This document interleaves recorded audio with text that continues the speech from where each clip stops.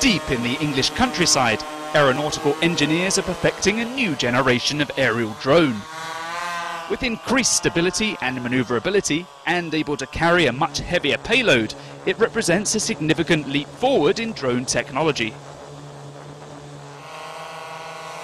This small drone, however, is just the one-third proof of concept model for something much more ambitious.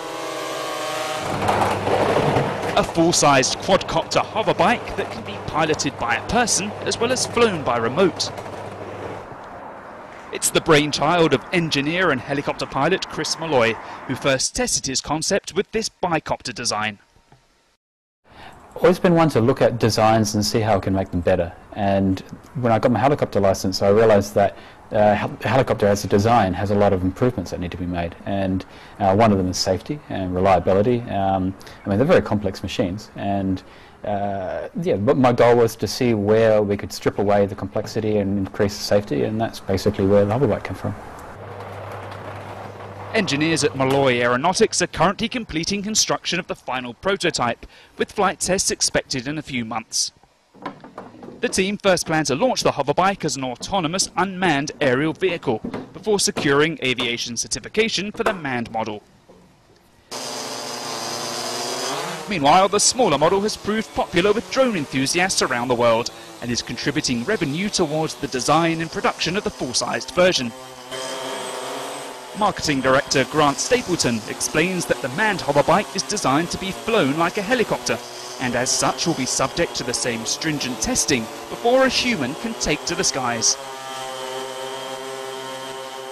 This hoverbike is a helicopter. It takes off like a helicopter, flies and lands like a helicopter.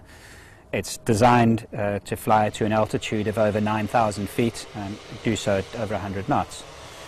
It's much safer to be away from the ground where there isn't anything to hit in the air, and that's why it is designed as a helicopter.